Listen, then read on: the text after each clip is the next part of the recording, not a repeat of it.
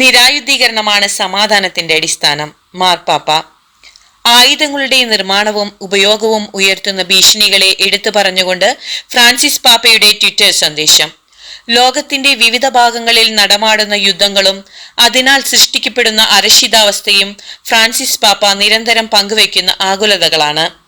യുദ്ധങ്ങൾ അവസാനിക്കണമെങ്കിൽ നിരായുധീകരണം സാധ്യമാകണമെന്നും ആയുധങ്ങളുടെ നിർമ്മാണം അവസാനിപ്പിച്ചാൽ മാത്രമേ സമാധാനം സ്ഥാപിക്കുവാൻ സാധിക്കുകയുള്ളൂ എന്നും അടിവരയിട്ട് പറഞ്ഞുകൊണ്ടാണ് ട്വിറ്ററിൽ മാർപ്പാപ്പ സന്ദേശം പങ്കുവച്ചിരിക്കുന്നത്. Christian Times, Kottayam.